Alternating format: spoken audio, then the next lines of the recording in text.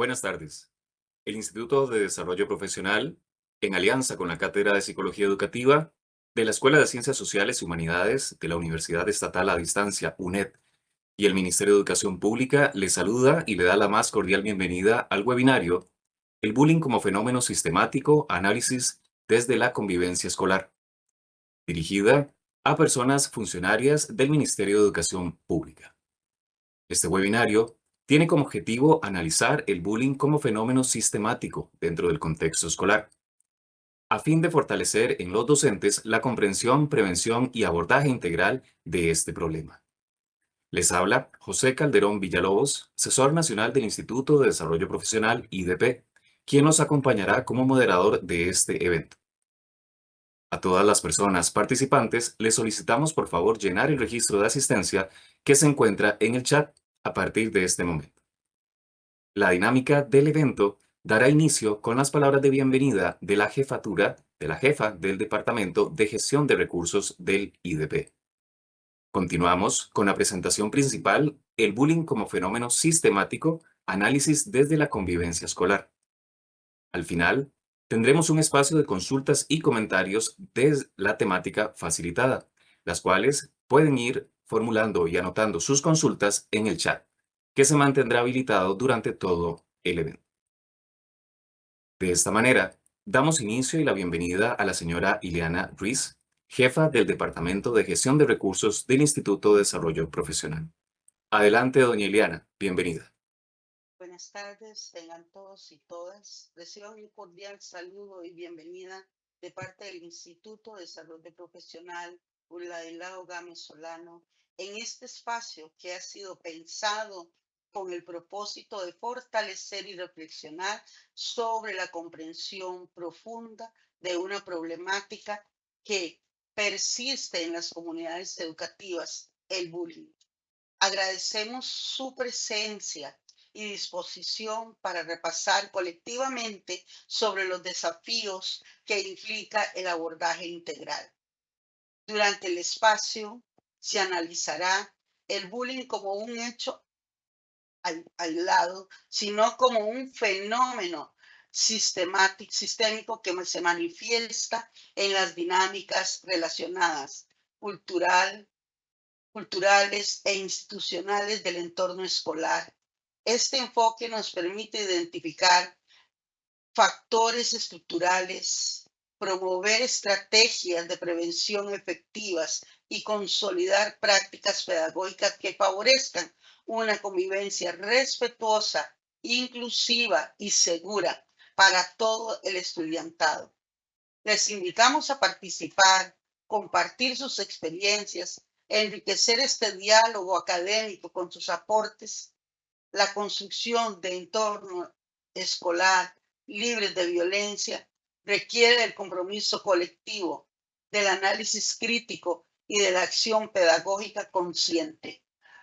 Que este encuentro sea una oportunidad para renovar nuestro compromiso con el bienestar integral de nuestros niños y niñas y adolescentes de todo el sistema educativo costarricense y en sus hogares también.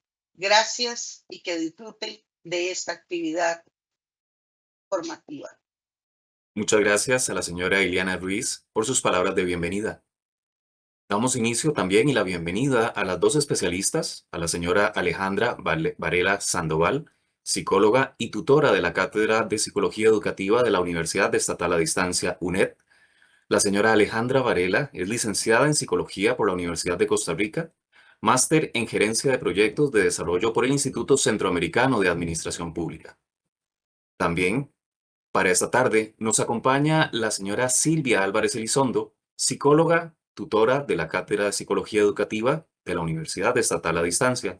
La señora Silvia Álvarez es licenciada en Psicología, cursa la maestría en Neuropsicología y Educación en la UNIR, España. Gracias por acompañarnos. Adelante, señora Alejandra Varela. Bienvenida. Muy buenas tardes, bienvenidas a todos y todas a este espacio que hemos destinado el día de hoy para reflexionar sobre esta situación que sucede en nuestras comunidades educativas y es el bullying, una palabra que muy a menudo se pronuncia actualmente, pero que tenemos que dedicar un tiempo para profundizar y entender qué está detrás y cómo podríamos abordarlo más allá de un hecho aislado, considerando un enfoque integral de toda la comunidad educativa. Para esto, el día de hoy haremos este recorrido. Vamos a ver un video inicial. Luego vamos a hablar brevemente sobre la conceptualización general de este fenómeno sistémico. Vamos a revisar algunos factores involucrados, tanto factores de riesgo como protectores, y el impacto que tiene esto a nivel de convivencia escolar. Y vamos a profundizar en algunas estrategias de prevención e intervención asociadas a la educación emocional e incluso asociadas a objetivos pedagógicos, como por ejemplo las aulas felices. Este será nuestro recorrido. Esperamos que sea un espacio muy provechoso para todas y todos el día de hoy. Así que vamos a ver un video para empezar. Este video dura menos de 2 minutos. Les sugiero que presten mucha atención. Es un diálogo entre una madre de familia y una docente de un centro educativo. Hola Rocío, ¿qué tal? Hola. Siéntate, porfa. Mira, te he llamado porque el fin de semana pasado le tocó a tu hijo cuidar el muñeco de la clase y el lunes, cuando lo trajo, estaba completamente destrozado. Me sorprendió mucho, la verdad. Sí, perdona, Belén. Yo mañana mismo pensaba ir a comprar uno nuevo.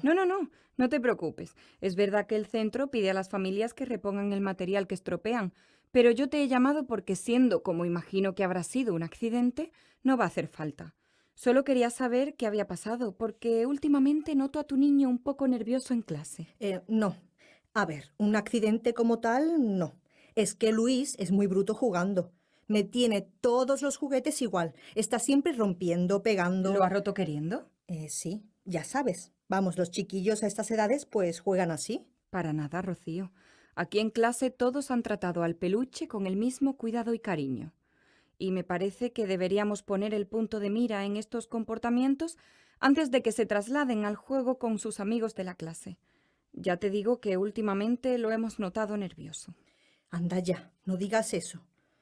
Si son cosas de niños.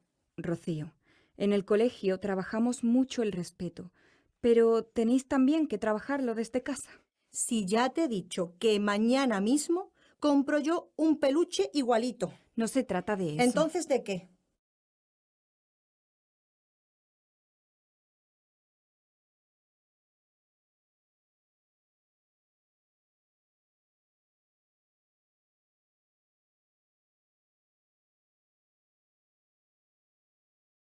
Como podemos ver, hay muchos actores asociados a un fenómeno como el bullying. Hemos visto en este video que solo se presenta un elemento visual, que es el peluche, pero que nos recuerda que debemos ser docentes, familiares, vecinos, ser parte de una comunidad educativa de ojos abiertos y oídos atentos, porque las situaciones de bullying a veces la persona lo vive en silencio. De hecho, 1 de cada 3 víctimas de bullying no hablan de lo que están pasando. Y tenemos que tener la perspicacia y la capacidad de identificar las señales. En este caso, se nos abre la pregunta, ¿verdad? En ese diálogo con la madre, ¿qué está pasando el niño? ¿Por qué la madre tiene tan naturalizada esta forma de comportarse, incluso violenta con los objetos? ¿Por qué está naturalizado? ¿Se están viviendo otro tipo de violencias en ese hogar? ¿Sí?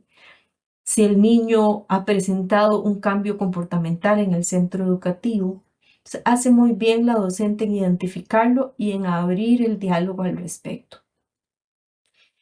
Esto es muy importante respecto al bullying.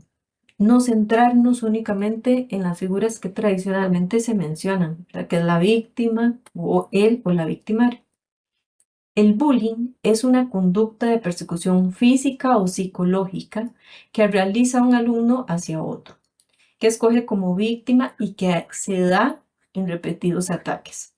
Esta acción negativa e intencionada sitúa a la víctima en una posición de la que difícilmente puede escapar por sus propios medios.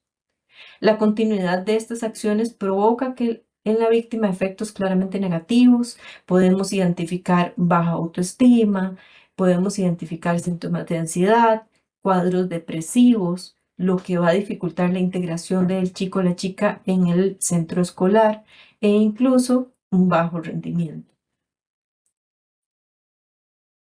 3 aspectos claves de este concepto del bullying. La primera es que tiene una permanencia en el tiempo, es decir, no es un acto aislado, sino que suele darse en repetidas ocasiones de forma sistemática. La segunda es que estos actos tienen la clara intencionalidad de hacer daño. Y la tercera es que quien lo recibe suele estar en una postura de mayor indefensión. Por tanto, se necesita muchísimo trabajar con los terceros, ser agentes activos de cambio y de apoyo. Hay diferentes formas en que se puede manifestar. Tenemos el maltrato físico, que a veces es el que es más evidente a la vista, que puede ser directo o indirecto. Algo directo, por ejemplo, golpes, zancadillas, empujones, pero algo indirecto puede ser romper el objeto de esa persona. Entonces encontramos tal vez algún bulto pateado, no patearon al niño directamente, pero patearon a su bulto, por ejemplo. Esto es un maltrato físico indirecto. Existe también el maltrato verbal. Cuando es directo es el insulto hacia la persona dirigida directamente, la burla, ¿sí? El uso de la palabra de forma negativa o hiriente. Y cuando es indirecto es cuando se hace también el uso de la palabra de esta forma, pero a sus espaldas, como creando rumores, falsedades, con tal. También tenemos la exclusión social, que tiene una dimensión muy fuerte, porque somos seres sociales y sentimos que nuestra sobrevivencia depende de pertenecer a una grupalidad, a una tribu como seres humanos. Y ser excluidos tiene raíces profundas de desarraigo y exclusión que despierta todos nuestros sistemas de alerta porque está en contra de nuestra sobrevivencia. Entonces, la exclusión social es de los que tienen grandes efectos nocivos a nivel psicológico. Si se hace directo, o sea, directamente no dejan participar al adolescente de la actividad que están haciendo, o al niño o a la niña. O si se hace indirecto, no es que se lo niegan directamente, no se lo dicen explícitamente, pero lo ignoran, no lo toman en cuenta. Entonces, esto también es una dinámica de exclusión escolar. Sabemos que probablemente ustedes tienen clarísimo todo esto, el concepto y las diferentes manifestaciones, pero para tenerlo como un piso base para este diálogo o reflexión que vamos a tener el día de hoy. Existe lo que se llama el círculo del bullying, que nos invita justamente a esto, a no centrarnos en aquel binomio víctima-victimario. Tenemos que hacer un abordaje integral. ¿Cuáles son todos estos actores que están asociados? ¿Sí? La persona que está siendo víctima generalmente suele estar más aislada, ¿verdad?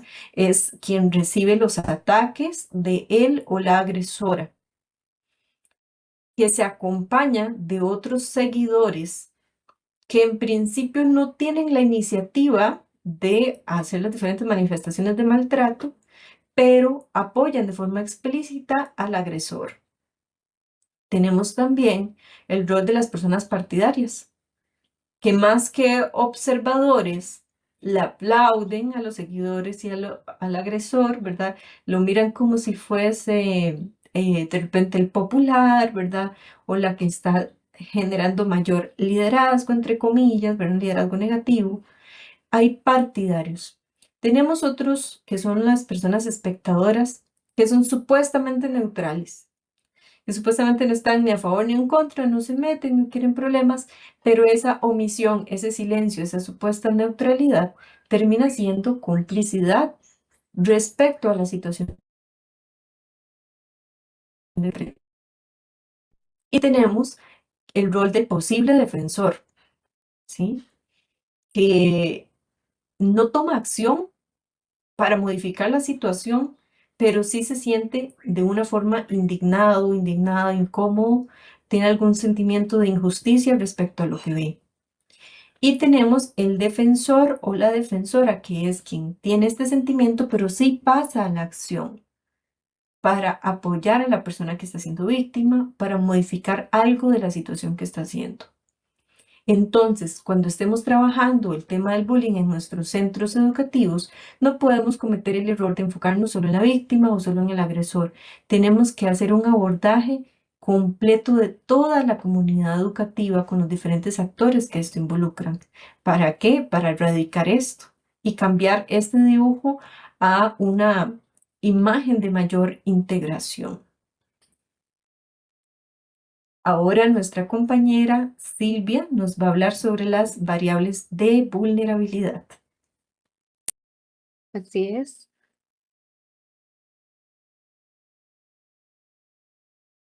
Gracias, Alejandra, y muy buenas tardes a todos y todas. Un gusto que nos estén acompañando en este día y aprendiendo aún más.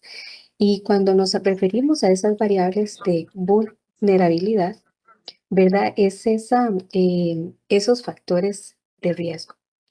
Y, y también es en una revisión sistemática, ¿verdad? Publicada en este mes, por cierto, en este mes de octubre, Ballena y Alcántara y su equipo de investigación eh, descubrieron, ¿verdad? Algunos factores que influyen en esta violencia escolar y lo hemos puesto esta variables de vulnerabilidad o lo que conocemos también comúnmente como factores determinantes o factores de riesgo, pero ellos lo llaman variables de vulnerabilidad. Lo interesante de este estudio es que no se enfocaron únicamente en el comportamiento individual, como nos ha mencionado la compañera Alejandra, sino que también analizaron todos los aspectos que están inmersos en esta situación, todos los aspectos que están incluidos, que también afectan, que también son parte de. Y ellos, por supuesto, aparte de los aspectos personales, están hablando de esos factores o esas variables, ¿verdad? Llámese familia, la escuela y lo social. Entonces, los resultados de estos factores determinantes o variables de vulnerabilidad incluyen esas dinámicas familiares, ¿verdad? Disfuncionales que conocemos y algunas que no conocemos, ¿verdad?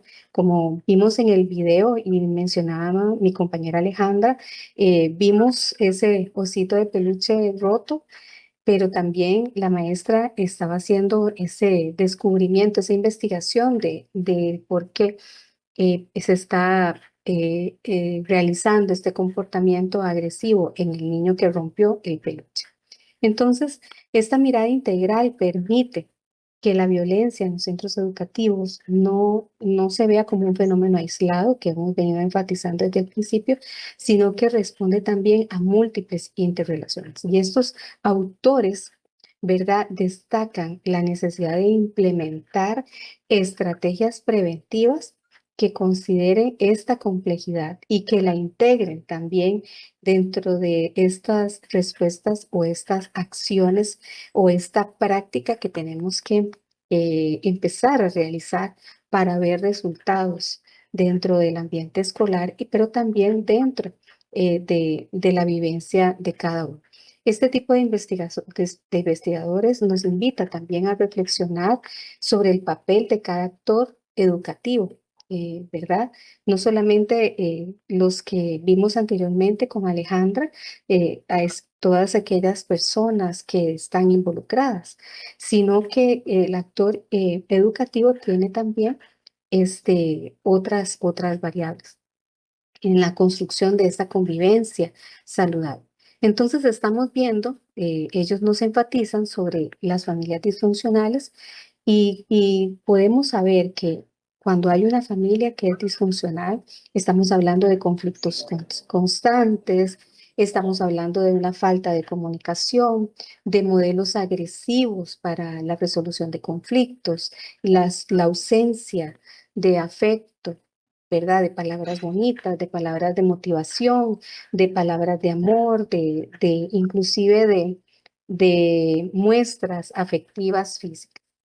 Y también estamos viendo otro factor que es ¿verdad? Dentro de estas variables, que es la violencia doméstica. Específicamente así lo lo determinan ellos, que es la exposición, ¿verdad?, a violencia en el hogar y se correlaciona con conductas agresivas en el entorno escolar. También la baja cohesión grupal, donde vemos entornos escolares con escasa integración social, relaciones débiles entre pares que favorecen esa exclusión y el acoso. También problemas de salud mental o de salud emocional que estamos viendo en la población escolar, con ansiedad, situaciones, ¿verdad? De impulsividad, comportamientos impulsivos, algunos trastornos de conducta que son comunes en agresores o en víctimas, pero también en todos aquellos que participan, como decía Ale ahora, ¿verdad? Esos actores que son parte de esto. Y estamos viendo situaciones también como la depresión, que es uno de las variables de vulnerabilidad también. Y todo esto, perdón, no solamente a nivel personal, sino que en el contexto educativo. Vamos a pasar a la siguiente, Alejandro. Y vemos mecanismos también de contención y de bienestar que son importantes implementar, ¿verdad? Y cuando hablamos de estos mecanismos de contención, Simón y Sais, ¿verdad? Nos hablan de estos factores personales y sociales que actúan como esos mecanismos de contención emocional o de regulación emocional también, ¿verdad? Podríamos cambiar esa palabra de contención por esa regulación emocional y también esas estrategias, implementar estrategias para ese bienestar integral. Y de eso vamos a hablar en la segunda parte también. Entonces, ¿cuáles son estos mecanismos de contención o de regulación y de bienestar emocional? Bueno, estamos hablando de la resiliencia, que ya todos conocemos, ¿verdad? La resiliencia, que es esa capacidad de afrontar las adversidades. Y esta resiliencia protege a los estudiantes de convertirse en víctimas o en agresores.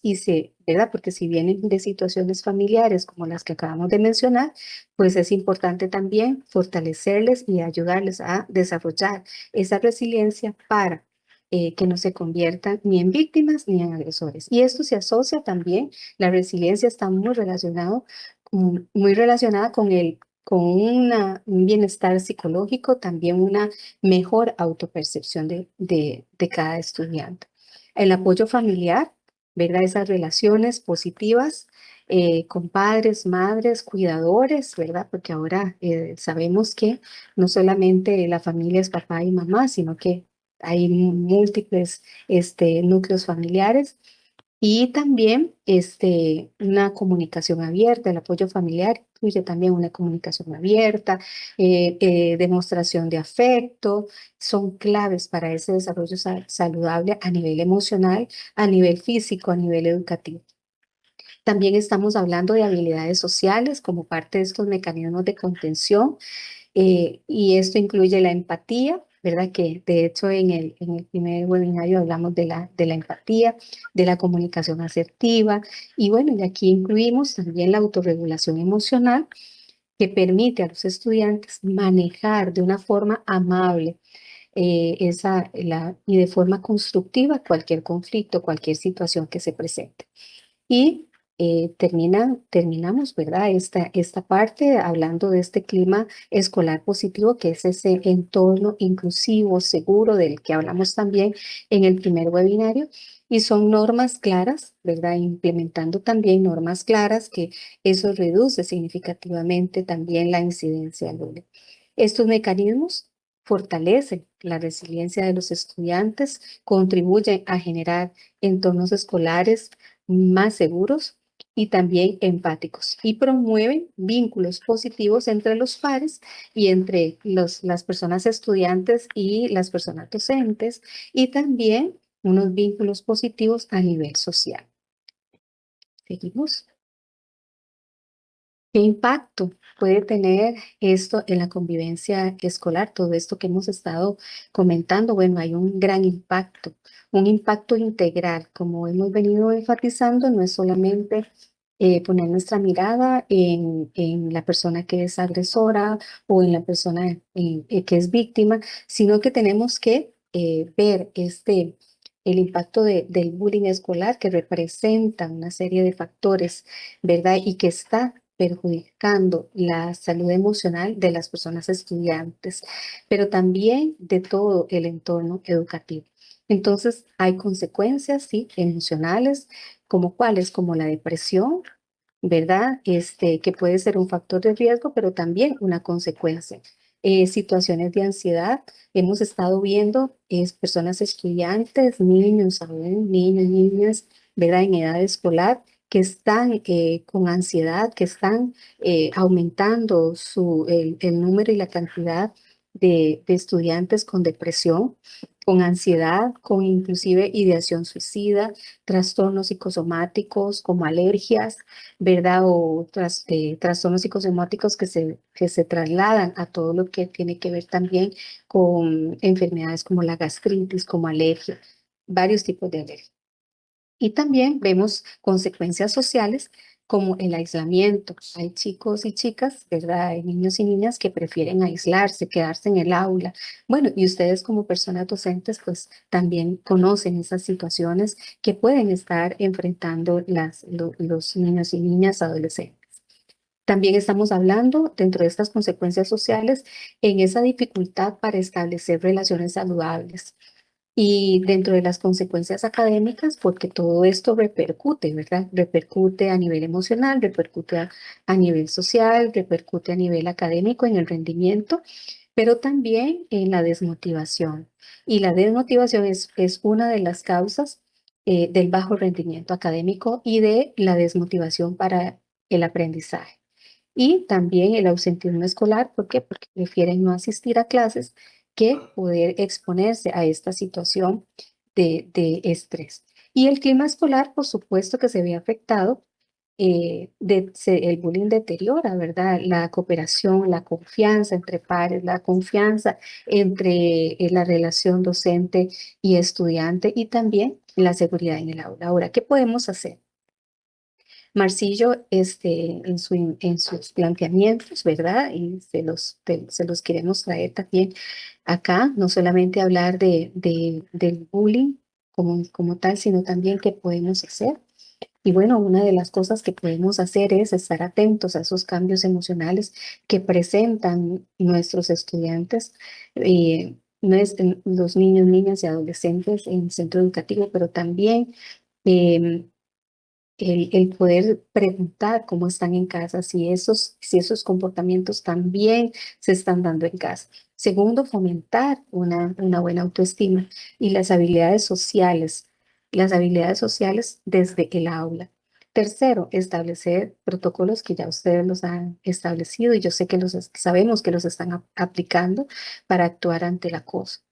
Como cuarto lugar o cuarta referencia, podemos trabajar de la mano con las familias y profesionales en salud mental, porque cada acción educativa puede marcar la diferencia en la vida de la persona estudiante que sufre en silencio. Voy a darle el pase a mi compañera Alejandra para que ella continúe con el tema. Gracias, Silvia.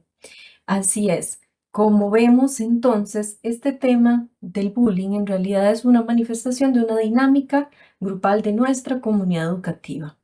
Y por supuesto que si vamos a trabajar esto a nivel integral con este enfoque sistémico, tenemos que pensar en la convivencia escolar. La convivencia escolar sistémica también ha sido una metodología de trabajo que se ha utilizado para prevenir y para tratar también el acoso de diferentes maneras, tales que se pueda promover una convivencia que sea más inspiradora, gratificante, de mayor integración y sentido de pertenencia en nuestros centros educativos. Para lograr esto sabemos que no puede ser una simple intervención de un único día que hicimos una actividad bonita. Necesitamos que sea una propuesta que sea sistémica, porque estamos hablando de trabajar con la dinámica grupal de diferentes actores. Necesitamos que sea progresiva, que sea sinérgica, unir esfuerzos y muy importante que sea participativa con todos los actores, El personal de administración, los directivos, maestros, personal que no es docente, pero que es personal del centro educativo, las personas estudiantes, madres y padres de familia, e incluso los vecinos de la comunidad. Es tener la mirada 360 de la comunidad completa que forme parte de una estrategia de promoción de la convivencia escolar sistémica. ¿Sí? Y para eso tenemos que trabajar, ojalá, con al menos una regularidad bimensual, al menos, ¿verdad? Es decir, que tenga alguna constancia en el tiempo. La forma en que se plantea esta estrategia va a depender mucho de las características del centro educativo, del lugar geográfico donde esté ubicado, de los recursos. Y cuando hablo de recursos no me refiero solo a económicamente, sino los recursos de cuáles son esas potencialidades de la comunidad que se pueden aprovechar. Esto requiere liderazgo en centro educativo para promover una convivencia escolar sana. Estas propuestas se pueden trabajar con múltiples funciones. Por ejemplo, la restauración del tejido social educativo. Es que no basta con una medida punitiva o normativa, tenemos que restaurar el tejido social. Crear y fortalecer esas alianzas con la familia para que las familias sean más bien agentes promotores de cambio y de prevención de las situaciones de bullying. Estar constantemente monitoreando cómo está la convivencia en mi centro educativo. Hacer una intervención, por supuesto, inmediata cuando sí se dan situaciones de violencia de forma directa. También trabajar el nivel disciplinario, el nivel normativo, que sí es muy importante, pero también es importante no quedarnos ahí, ¿verdad? Siempre ir más allá. Trabajar con una planeación, un seguimiento, una evaluación de este proyecto, de esta estrategia que se plantea en el centro educativo antiviolencia. Trabajar muchísimo con el desarrollo socioemocional de las personas estudiantes y no se puede dejar de lado la capacitación del personal que está a cargo porque tienen un rol central, un rol que genera modelamiento de la conducta, son figuras simbólicas, ¿sí? Que esos niños que están ahí de alguna forma siguen sus pasos. Entonces, este es un actor clave importantísimo. La atención a estudiantes que estén en mayor riesgo psicosocial. Podemos también darle una función de mayor vinculación con la comunidad, vinculación interinstitucional o en general promover una proactividad en el estudiantado.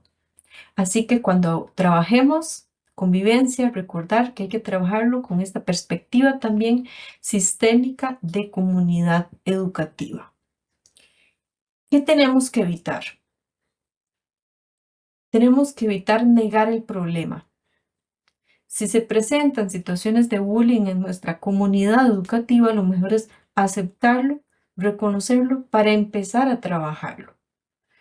Con frecuencia nos encontramos negación, como por ejemplo, aquí no tenemos conflictos, eso es un problema de uno o dos chicos en concreto, ¿verdad? O caer en mecanismos de justificación del problema, como veíamos en el video al principio, la madre decía, es que eso es cosa de niños, ¿verdad? Siempre ha sido así. Esto termina siendo una naturalización de las diferentes manifestaciones de violencia. No podemos caer en eso. O minimizar la importancia del contexto, ¿sí? Irnos a solo la lógica lineal, ¿verdad? Individualizadora de atender al agresor, atender al agredido y no trabajamos con todo el contexto. Es una perspectiva muy limitada. Tenemos que evitar caer en eso. También tenemos que evitar revictimizar o culpabilizar a la víctima. No, es que ese chiquito no se sabe defender. Ok, sí, está en una postura de indefensión justamente porque está siendo víctima, ¿verdad? No podemos depositar la culpa y la responsabilidad a quien está sufriendo de forma más directa las consecuencias de esta dinámica que está sucediendo en nuestra comunidad educativa. Es decir, cuando surge una situación de bullying, es una manifestación de la dinámica completa que tenemos que abordar. Y no podemos caer en solo hacer medidas punitivas sin tomar medidas reparadoras a nivel socioemocional de las personas involucradas y de todo el tejido social. Así que, dicho todo este preámbulo, vamos a profundizar un poco más en algunas acciones puntuales que podemos hacer como pautas de acción puntuales en casos de situaciones de bullying, cómo podemos atender y a la vez prevenir en ambas líneas el bullying desde la educación emocional e incluso cómo esto puede tener un correlato con algunas estrategias pedagógicas. Ante la pregunta, ¿qué puedo hacer si un estudiante es víctima de acoso? ¿Okay? Ya sabemos que el Ministerio de Educación Pública tiene el protocolo que ustedes están aplicando y que es una dicha que exista y seguramente en la evolución de los años se seguirá mejorando, ¿sí? Pero por dicha está este respaldo. Aún así, cuando nos enfrentemos desde el rol de docente, administradora o cualquier otro rol que se tenga dentro de la comunidad educativa, es muy importante velar por cuál es nuestra disposición actitudinal. Más allá del paso a paso es cómo acompaño el proceso. Y es muy importante mantener una postura de escucha, pero de escucha atenta de verdad. Una escucha que le haga sentir al otro comprendido, que le permita transmitir calma, ¿sí? En vez de tratar de encontrar cuál es la causa o inmediatamente resolver el problema, primero detenernos a escuchar a esa persona para que se sienta apoyada. Eso va a ser el punto de inflexión para el cambio, ¿sí? Porque le estamos sacando del rol o del el lugar, ¿verdad? El blanco de ataques a ser más bien un espacio seguro. Y eso lo hacemos desde el diálogo. También tenemos que trabajar en transmitir esa tranquilidad, en validar las emociones y desculpabilizar. Decirle que creemos lo que nos está contando, que entendemos que esto le genere temor, que le genere vergüenza o angustia, lo que sea que estamos leyendo en su manifestación emocional. Validar también el acto de hablar, de romper el silencio, decirle que nos alegra que nos haya contado. Desculpabilizar también, porque muchas veces en la violencia en general, no solo en bullying, muchas veces la persona que está siendo víctima, ¿verdad? Como secuela de la violencia se siente culpable. Entonces, una pauta de acción importante es desculpabilizar a la víctima, que lo que ha pasado no es su culpa y que estamos en la posibilidad de ayudarle. ¿Mm? Estas son dos pautas importantes. Otra pauta, involucrar diferentes actores, trabajar con las familias, trabajar con el centro educativo en general, la comunidad educativa. Brindar un apoyo constante. Hacerle saber a la persona que está siendo víctima que en cualquier momento puede hablar con esta persona adulta que ha hecho el acercamiento y que está brindando el acompañamiento. Asegurarle que va a estar ahí. Con frecuencia no necesitan recurrir siempre, pero sí necesitan sentir que hay alguien a quien puedan recurrir. Y esto es lo que transmite, ¿verdad?, el sentimiento de apoyo. Y brindar un abordaje grupal. Desarrollar esa estrategia que repare el tejido social, que permita fortalecer la integración, la convivencia sana. Esto va a ser reparador para la persona que está siendo víctima de acoso. Si no podemos trabajarlo solo de forma aislada. ¿Por qué? Porque el antídoto es la convivencia, es volver a integrarse, sentirse nuevamente tomado en cuenta y respetado. Y eso solo lo podemos hacer con un abordaje grupal. ¿Mm? Ahora bien, ¿qué puedo hacer si un estudiante que tengo a mi cargo está acosando o violentando a otros? ¿Mm? No podemos no trabajar con este chico o esta chica. Tenemos que recordar que no es que sea inherentemente malo, no es que sea una mala persona, sino que probablemente está tratando de externalizar algo que vive, algo que siente, una frustración, un dolor, ¿sí?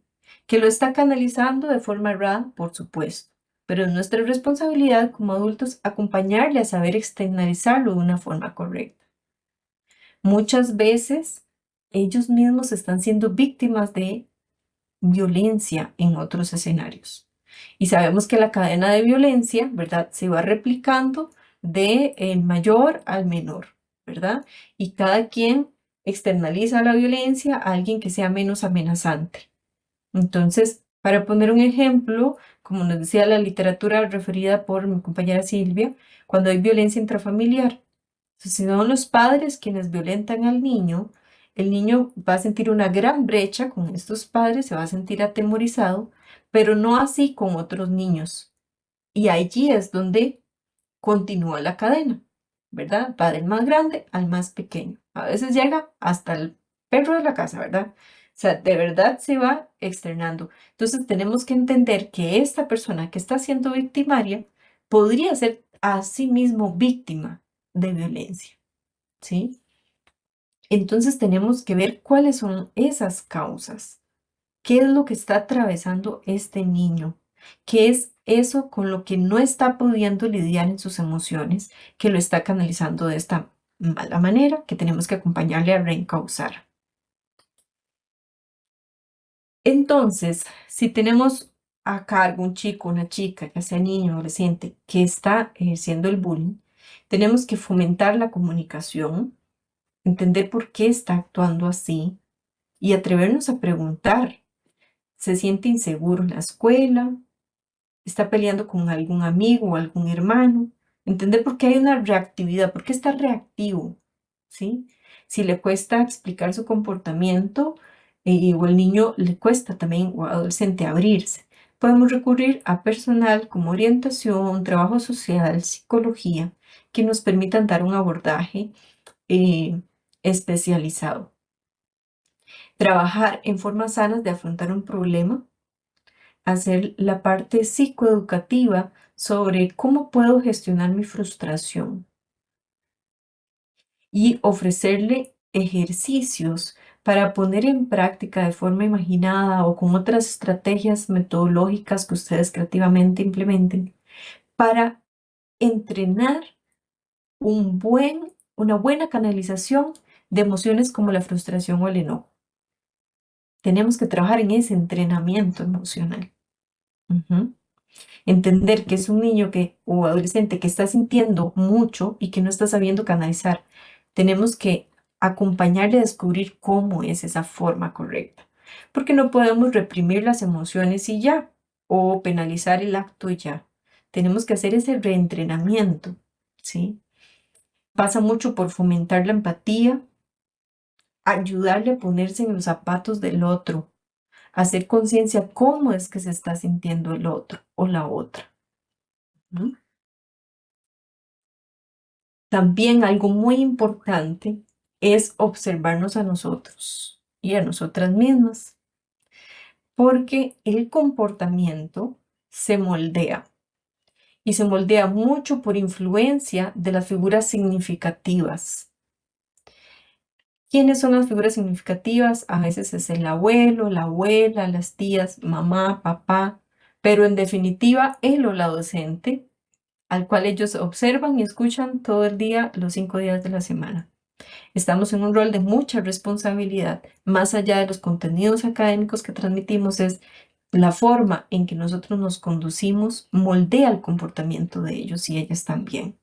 Es un aprendizaje que no está escrito en el currículo, ¿sí? Pero resulta que la psicología sociocomportamental ha demostrado en reiteradas ocasiones con múltiples estudios experimentales que el aprendizaje que tiene mayor impacto es el aprendizaje por observación. No es tanto lo que le decimos como lo que nos observan hacer, cómo nos observan movernos, cómo nos observan caminar, hablar, cómo nosotros mismos resolvemos nuestra propia frustración o carga emocional. Ahí estamos educando. Entonces tenemos que observar cómo son las figuras de autoridad cercanas a ese chico que está canalizando mal la frustración o el enojo con actos de violencia o de acoso hacia otro. Tenemos que hacer esa mirada crítica y tenemos que acompañarle para que logre hacer más conciencia de que hay consecuencias en sus actos, consecuencias en su propia vida, consecuencias en la vida de a quien está agrediendo, consecuencias en el grupo, en la comunidad educativa. Acompañarle a hacer este proceso de concientización. Además, recordemos la etapa del desarrollo en la que ellos y ellas se encuentran. Por ejemplo, en la adolescencia les importa muchísimo ser aceptados por el grupo de pares o tener un lugar en ese grupo de pares. A veces ese lugar se lo ganan como desde una identidad no tan positiva, ¿verdad? Como el que de repente es el más escandaloso o el más atrevido o la más esto, la más lo otro. Construyen una identidad y la refuerzan con estos actos de acoso hacia otros, ¿sí? Entonces, tenemos que acompañarle a descubrir rasgos positivos para que encuentren su lugar dentro del grupo a partir de ahí, porque ocupan sentir que tienen un lugar. Y si erróneamente han construido ese lugar a partir de este rasgo o esta forma de comportarse, no podemos simplemente, ¿verdad? Penalizar o normativizar sin ayudarle a desarrollar otras habilidades y otras formas de identificación, ¿verdad? Una identidad social dentro del grupo, porque es una necesidad psicosocial que él o ella está atravesando. Ujú. Y por supuesto, también acá el abordaje grupal, porque también el victimario o la victimaria, ojo, ¿verdad? Que incluso esto que estoy diciendo puede problematizarse. Podemos cambiarlo por la persona que ha ejercido, ¿verdad? Violencia o acoso, y así no asociamos la identidad a ese acto. Ujú. Necesita un reentrenamiento de integración social. Tanto quien fue víctima como quien ejerció el acoso necesita, para reparar el tejido social, este abordaje grupal de integración y de convivencia sana. Entonces, en ambos casos, tanto como cuando tenemos una persona que está siendo víctima, como cuando tenemos una persona que está ejerciendo la violencia, debemos brindar ese acompañamiento individual, grupal y comunitario como comunidad educativa. Trabajar en todas estas dimensiones. Y vamos a seguir profundizando con diferentes estrategias puntuales que nos va a compartir mi compañera Silvia sobre ideas creativas para cómo hacer esto realidad.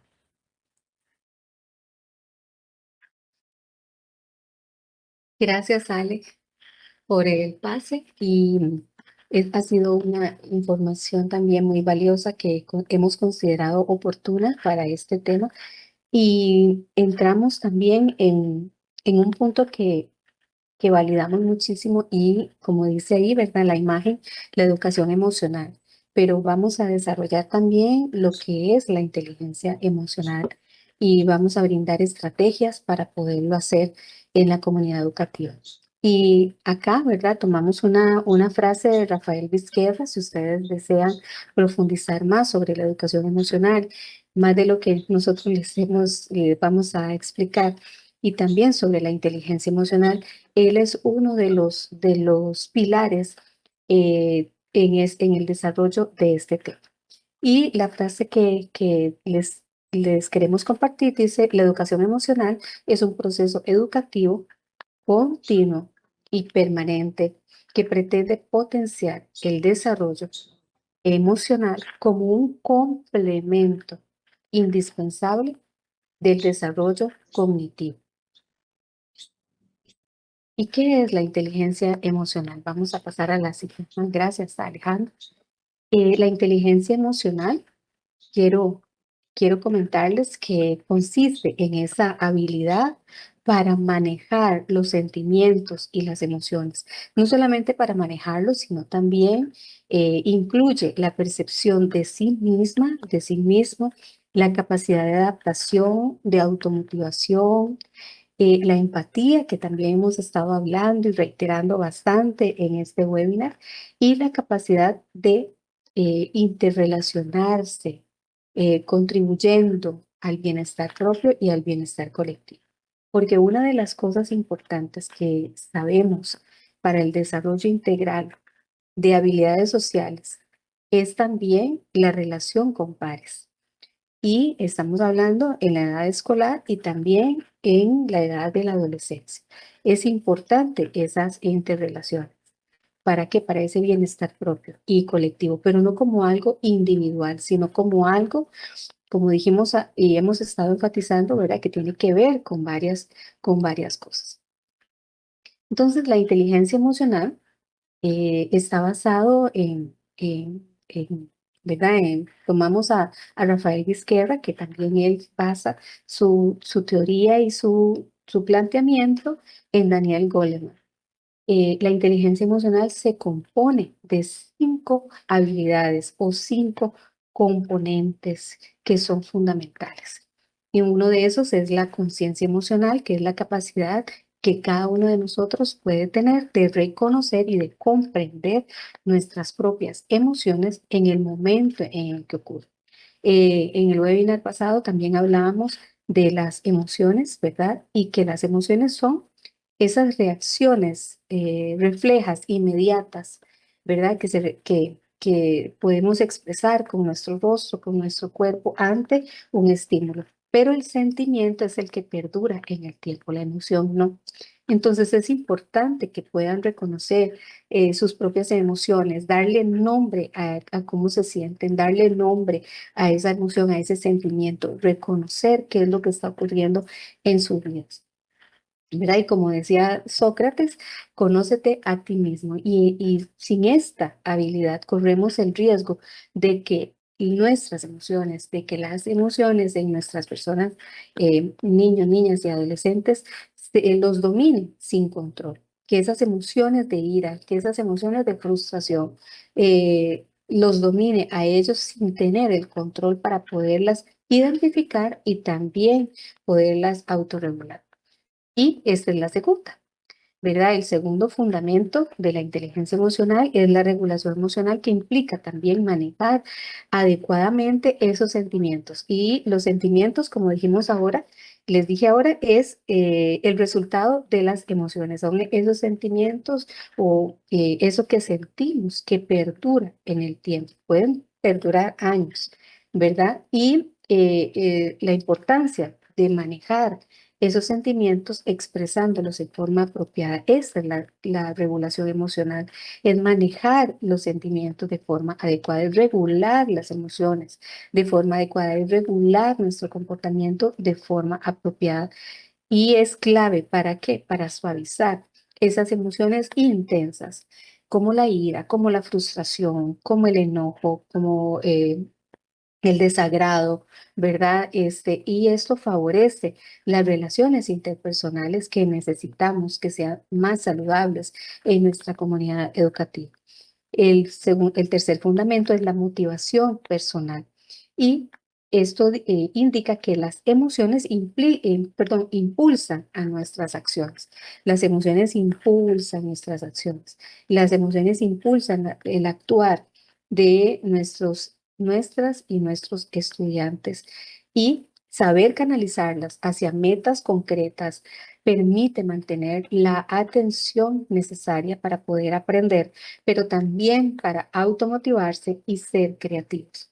El autocontrol, aquí en estos dos, tanto la regulación como la motivación, es importante tomar en cuenta también el autocontrol. Y el autocontrol emocional ayuda a posponer gratificaciones, pero también a controlar esos impulsos, lo que mejora el desempeño y la productividad, no solamente en el rendimiento académico, sino también en el aprendizaje. Luego está la empatía, que hemos hablado bastante, ¿verdad? De principio a fin, en este webinar, que es reconocer las emociones ajenas. Es no solamente reconocer las propias, sino también reconozco, identifico las emociones de las personas que me rodean, no solamente los pares, sino también las personas adultas, y es esa capacidad, la empatía, ¿verdad?, de sintonizar con las emociones de los demás. Y las personas empáticas comprenden mejor las necesidades ajenas, lo que hace especialmente valiosas en profesiones de ayuda como la docencia, la psicología, la medicina, entre otras. Y están, por último, y no las menos importantes, las habilidades sociales que nos permite a todos y a todas establecer relaciones saludables, relaciones de bienestar. Y consiste en ese actuar eficazmente con las demás personas, manejando sus emociones con sensibilidad, pero también esta competencia es la base de un liderazgo efectivo. Y sabemos que hay popularidad, ¿verdad? En algunas personas dentro de los centros educativos, pero también estas habilidades sociales le va a permitir un liderazgo saludable y le va a permitir el, el poder trabajar en equipo y el poder también resolver conflictos de una forma amable. Vamos a continuar con lo que hemos traído el día de hoy, de estas herramientas. Todas estas son herramientas que ustedes pueden aplicar en los entornos educativos. Y la educación emocional a través de competencias emocionales son muy importantes. Y dentro del marco educativo, la inteligencia emocional. En el anterior vimos la educación emocional y lo que implicaba. Estamos en este momento hablando de esa educación emocional, pero también de la inteligencia emocional, que se puede establecer a través de competencias emocionales o habilidades o fundamentos o pasos, ¿verdad? Que son importantes ir desarrollando. ¿Para qué? Para poder reconocer, comprender, gestionar y regular los estados emocionales en los que nos encontramos. Entonces, no solamente en los que nos encontramos cada uno de nosotros y nosotras, sino también las otras personas que nos rodean. Entonces, se pueden incluir 5 factores, ¿verdad? El señor Rafael Vizquerra incluye 5 factores fundamentales comentados, ¿verdad? Que los mencionamos. Uno de ellos es la conciencia emocional, el otro es la regulación emocional, el otro es la autonomía emocional, luego viene la competencia social y las competencias para la vida, para que todos estos módulos nos ayudan a formar procesos cognitivos, tomar ventaja y alcanzar las metas propuestas dentro de los procesos académicos. Entonces, él habla, ¿verdad? Y se los hemos querido traer porque en otros países y en otros centros educativos están implementando esta educación emocional basado en la inteligencia emocional en este modelo de Vizquerra y desarrollando en el estudiantado estas 5 competencias que forman parte de la inteligencia emocional, pero también de la educación emocional. Y esto es fundamental para fomentar esta educación emocional en los currículos académicos también, con el fin de ¿qué? De disminuir diversas emociones que eventualmente están afectando el bienestar emocional de nuestro estudiantado y también el proceso de aprendizaje. Entonces, entre ellas se puede mencionar, ¿verdad? Como lo hemos dicho, que estas cosas que pueden afectar el rendimiento académico, pero también la convivencia, es el temor, la agresividad, la falta de autoestima. Entonces, generando y promoviendo emociones positivas en el aula y todas aquellas variables relacionadas con la psicología positiva, como la felicidad, resiliencia, creatividad. Entonces, es especialmente importante que estas competencias se integren en nuestras aulas. ¿Para qué? Para que se produzca una integración sinérgica en ambas dimensiones. Entonces, el número 1 es la conciencia emocional. Esa es la primera. Ese es el primer paso que propone el señor Rafael Vizquera. Y esa conciencia emocional consiste en reconocer y comprender las propias emociones, ¿verdad? Y también reconocerlas en los demás, en las demás personas, en los padres, en nuestros amiguitos, en nuestros hermanos, en los familiares. Y entonces, ¿cómo lo aplicamos en el bullying? Bueno, ya sabemos que hay varios actores, ahí estamos identificando las víctimas, los agresores, los testigos, identificando todas aquellas personas que actúan dentro de el acto de acoso escolar. ¿Cuáles son las estrategias que podemos implementar para fortalecer la conciencia emocional y así poder aumentar esa inteligencia emocional y fortalecer la educación emocional? Estrategias como esta identificación emocional, que ahorita les voy a dar un ejemplo, y el uso de cuentos también, donde nosotros podamos permitir que el estudiantado pueda identificar esas emociones en las imágenes, también videos o testimonios para analizar emociones. Entonces, una de las cosas, vamos a continuar con la siguiente, compañera Alejandra. Entonces, cuando hablamos de esta conciencia emocional, ¿verdad? Enfatizo, estamos hablando de desarrollar esa capacidad de identificar y comprender las emociones propias y las ajenas, ¿verdad? No es solamente decir, ay, sí, estoy triste, no, sino vamos más allá. ¿Por qué estás triste? ¿Qué te está causando esta tristeza? ¿Dónde la estás sintiendo? ¿Verdad? Ay, la estoy sintiendo aquí como por el ombligo. Entonces, y me sudan las manos y me palpita mucho el corazón. Entonces, les voy a proponer una actividad. El nombre de la actividad se llama Adivina los gestos. Y es mostrarle a los niños y a las niñas, ¿verdad? Como está ahí en la imagen, una fotografía de personas o imágenes haciendo gestos, ¿verdad? Rostros con gestos y o en diferentes situaciones. Entonces, el niño y la niña o la persona adolescente puede imitar esas expresiones con su cara, con su cuerpo. Y entonces, ¿qué es lo que va a ocurrir? Entonces ahí está identificando como en un espejo, no solamente sus propias emociones y cómo puede reaccionar a estas emociones, perdón, cómo pueden expresarse sus emociones, sino también cómo reaccionan las demás personas. Y se les invita también a contextualizar.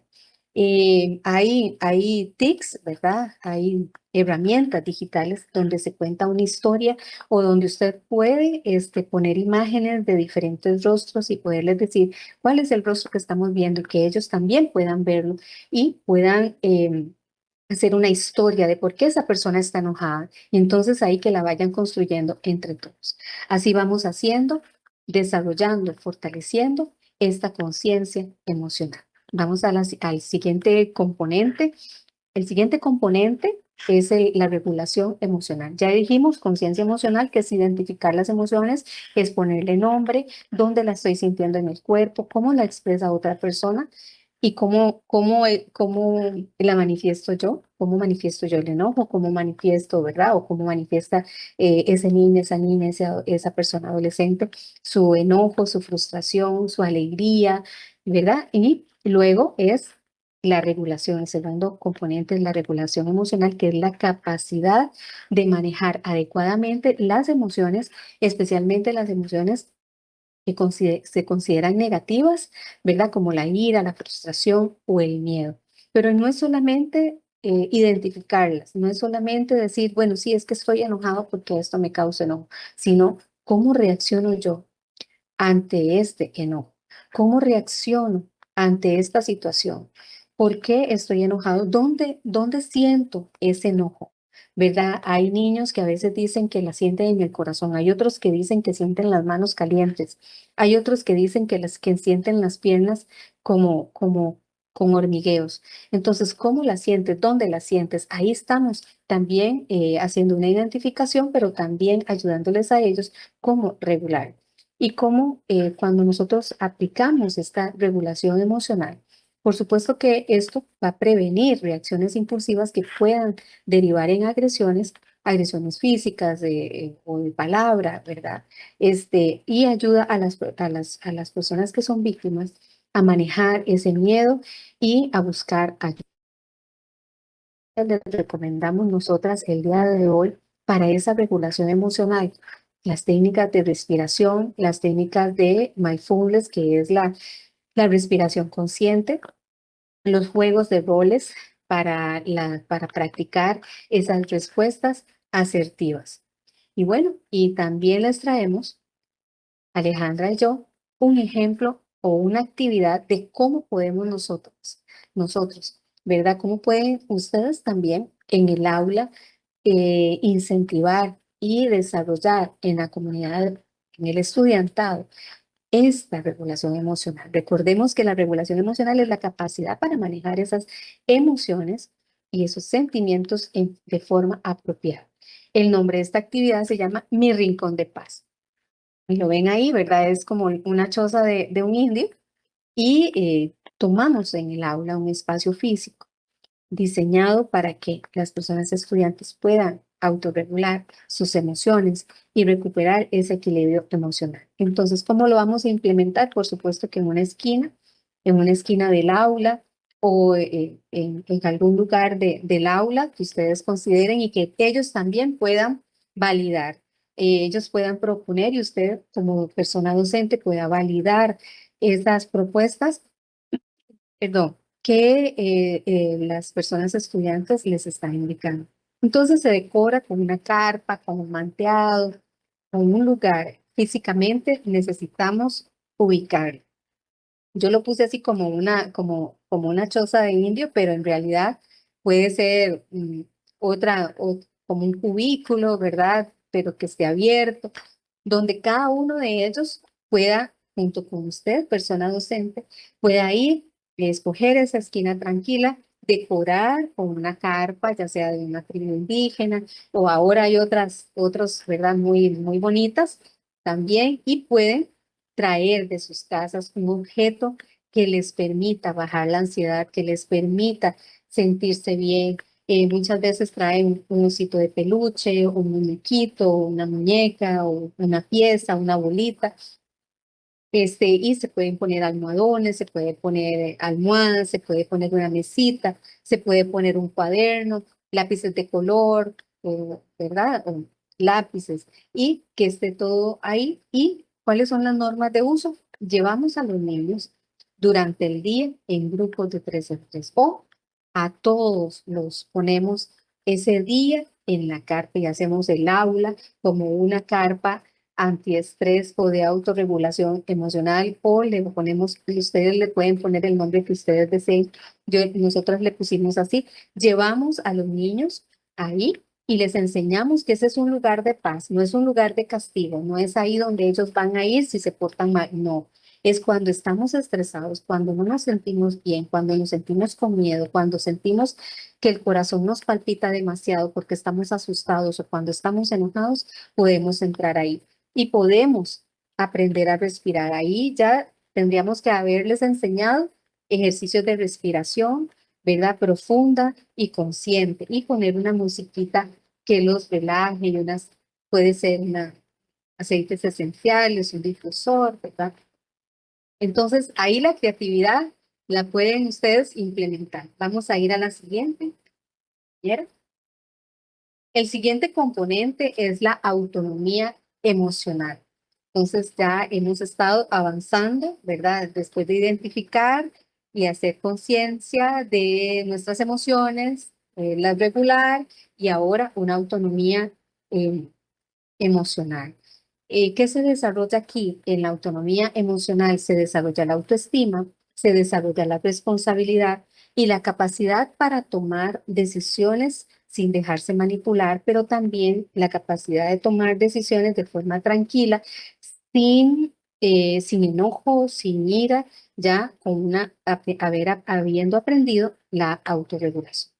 Cuando nosotros lo aplicamos, que vamos a esperar que que nuestros niños, niñas y adolescentes puedan resistir la presión del grupo, promueve también la denuncia sin temor. ¿Qué estrategias podemos aplicar para esta autonomía emocional? Actividades de autoafirmación para levantar el autoestima, para descubrir sus habilidades, sus dones, sus talentos, también reflexión sobre los valores personales y también sobre la toma de decisiones de una forma amable, de una forma tranquila, que no es impulsiva. Ahora, ¿qué estrategias podemos poner?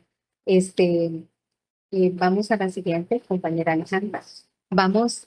Aquí en la autonomía emocional, les proponemos, ¿verdad? Recordemos que la autonomía emocional es un conjunto de características y elementos relacionados con la autoestima. Entonces, en esta actividad queremos recomendarles el árbol de talentos.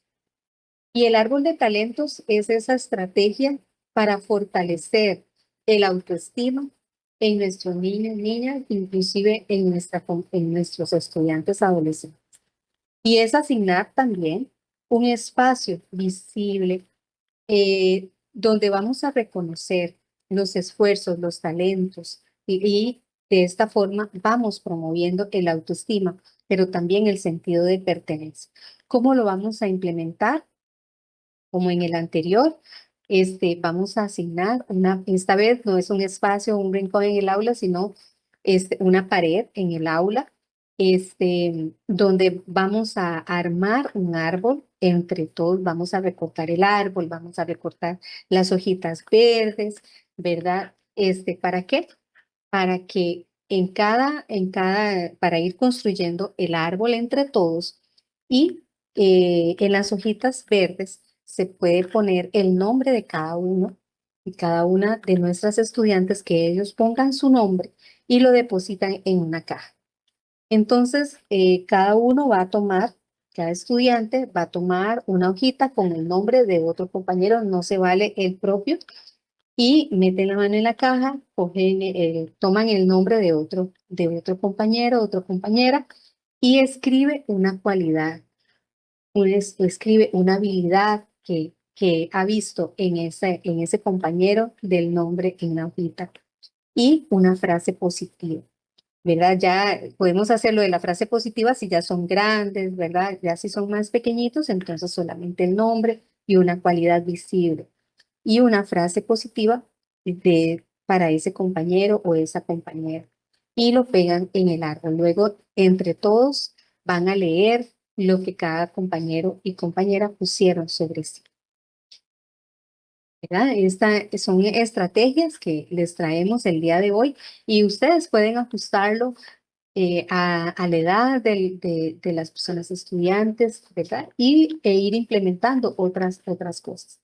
El cuarto componente que es importante desarrollar es el de la competencia social. Este componente es la habilidad para mantener y para fortalecer buenas relaciones con otras personas. Y llámese pares o llámese personas adultas también, profesores, profesoras, familia. Entonces, ¿qué habilidades incluyen?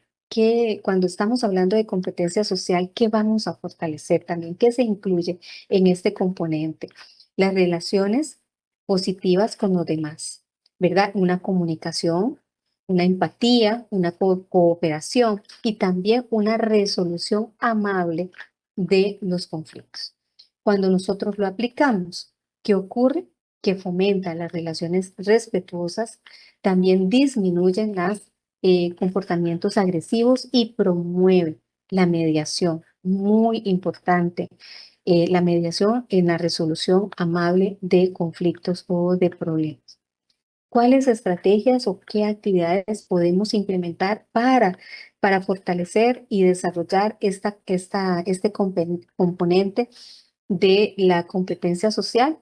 Juegos cooperativos, es decir, juegos en equipo y también talleres de comunicación asertiva. Pero en esto, cuando hablamos de talleres, no es como un webinar así como el que estamos teniendo hoy, sino podemos utilizar la tecnología, donde ponemos un video y podemos decir, bueno, la comunicación es esto, ¿cuáles son los componentes de comunicación que estamos viendo? ¿Qué significa la asertividad? Y bueno, ¿cuáles son los componentes de la comunicación asertiva que estamos viendo en el video? Y porque es importante la escucha activa, ¿verdad? Y también podemos ponerles un video de trabajo en equipo, bueno, que están viendo, por qué creen ustedes que están trabajando en equipo, por qué lograron ponerse de acuerdo. Es decir, ustedes sí pueden implementar ahí varias alternativas de actividades para fortalecerlos. Y una propuesta que les traemos Alejandra y yo en este día para el componente social, de la competencia social, ¿verdad? Y fortalecer esa capacidad para mantener buenas relaciones con otras personas, es una actividad que se llama zapatos prestados.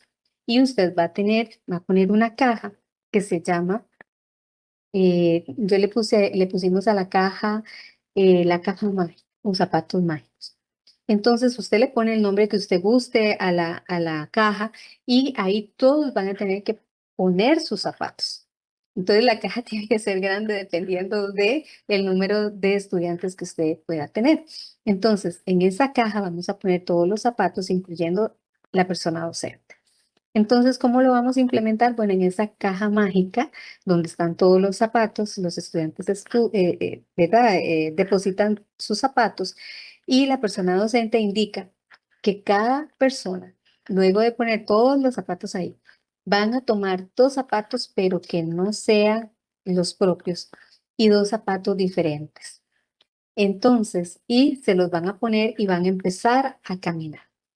Entonces, luego les pregunta cómo se sintieron con esos zapatos y les permite haciendo, por supuesto, se le permite a ellos y a ellas haciendo preguntas directivas, ¿verdad? Y guiadas, que ellos puedan expresar libremente su opinión y al finalizar se cuenta que alguien pueda contar una historia y se va construyendo una historia con el caminar de esos zapatos que son diferentes a mi talla, a mis gustos, si me costó manejarlos, ¿verdad? O fue fácil. Y estamos ahí promoviendo la empatía con la dinámica zapatos prestados. Y el último componente, y no menos importante, pero sí que quiero destacar que para nosotros poder desarrollar este último componente, que son competencias para la vida y bienestar, tuvimos que haber también fortalecido los otros 4 anteriores. Entonces, cuando hablamos de competencias para la vida y el bienestar, son aquellas habilidades para enfrentar los desafíos cotidianos que las personas tienen y todos tenemos, ¿verdad? Y también se fomenta en estas habilidades para la vida y el bienestar la toma de decisiones responsables y también construir una vida equilibrada.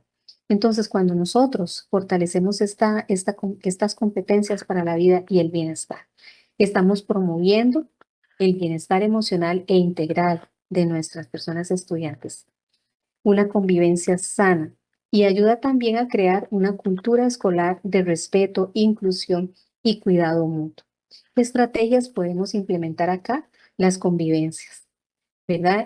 Alejandra también, mi compañera Alejandra estuvo hablando de eso. Las convivencias son importantes también, la integración en actividades deportivas, en actividades culturales.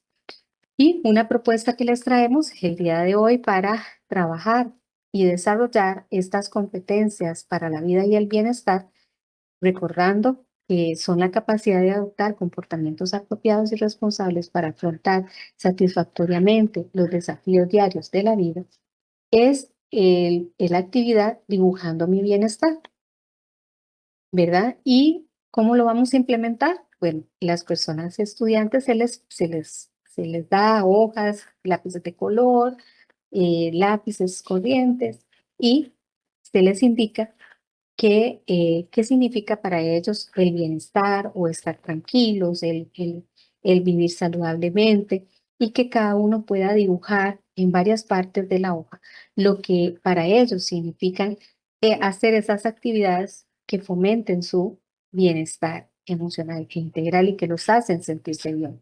Por ejemplo, leer con mi abuela o cocinar con mi abuela, ¿verdad? Jugar al fútbol o ir al parque. Ahora pueden hacer, ¿verdad? Jugar fútbol o jugar, ir a karate o ir a nadar o ir de paseo. Entonces que ellos puedan copiar o escribir o dibujar, dictar por lo menos unos 3 y al terminar van a conectar cada uno de los dibujos como si fuera la búsqueda de un tesoro. Y cada dibujo representa una estación de bienestar y de alegría como se los pusimos ahí en la imagen.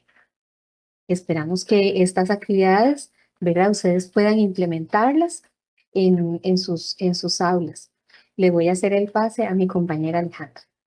Como venimos desarrollando, trabajar en la prevención e intervención de bullying es trabajar en hacer aulas felices, comunidades educativas sanas, ¿sí? Porque esto forma parte no solo de la prevención, sino también del reentrenamiento o reintegración que necesita tanto la persona que ha sido víctima como la persona que ha sido victimaria. ¿verdad? Porque tenemos que ver más allá del acto de violencia. Hay una persona que puede ser que está sufriendo, que también está siendo víctima, que puede ser que, por otro lado, no ha sabido construir una identidad social y personal positiva y ocupa ayuda con eso, o puede ser que se siente solo, se siente sola. Tenemos que ver más allá del acto y no centrarnos, no limitarnos en la intervención normativa, sino hacer esta reintegración, trabajo con el tejido social. Ahora vamos a ver una estrategia que puede tener también objetivos eh, sociales, emocionales e incluso algunas relaciones con la parte pedagógica. Hay una estrategia que se llama Aulas Felices, que el día de hoy les vamos a mostrar a grandes rasgos, pero les vamos a facilitar un documento que va a ser difundido por el chat de esta llamada, que es toda una guía donde se plantea cuál es la propuesta metodológica de Aulas Felices y múltiples estrategias, así como estas hermosas que nos compartió la compañera Silvia, que les trajimos para hoy, múltiples estrategias para incentivar la creatividad en cada uno y cada una de ustedes sobre cómo abordar estos temas. Aulas Felices tiene por objetivo potenciar el desarrollo personal y social del estudiantado y también promover la felicidad, pero de todos los actores, que sean estudiantes felices, docentes felices, familias felices, es decir, esta perspectiva integral de la comunidad educativa. Lo hace a partir de dos componentes importantes y aquí hago el énfasis, esto es psicología positiva aplicada a la educación. Ajá. Por esto nos enfocamos en la atención plena, que es el principio de mindfulness, y las fortalezas personales, que nos dice Pearson y Seligman, los principales autores de psicología positiva, ¿verdad? Que son aquellas características universales que encontramos que pueden deliberar o considerarse como una fortaleza personal, pero que potencia la integración social. ¿Que los podemos relacionar esto con elementos curriculares? Por supuesto que sí, con las competencias básicas de autonomía, iniciativa personal, social, ciudadana, de aprender a aprender, por ejemplo, ¿sí? Y todo este diseño curricular que también el MEP ha estado trabajando y reactualizando. ¿En qué niveles trabajamos con aulas felices? En todos los niveles. Desde el aula, el cuerpo docente, todo el centro educativo, toda la comunidad educativa. Por tanto, vamos desde lo individual, lo grupal, hasta lo social comunitario. Y se puede adecuar a primaria o secundaria perfectamente. Entonces, con este componente inicial de la atención plena, que es la capacidad de estar en el aquí y el ahora, ¿verdad? Es el conjunto de técnicas que nos permiten encaminar o potenciar al estudiantado un estilo basado en la conciencia y en la calma, que les permita vivir íntegramente en el momento presente, es decir, enraizarnos en el aquí y el ahora. Esto nos ayuda a vivir mejor y a disfrutar más la vida y aprender mejor también.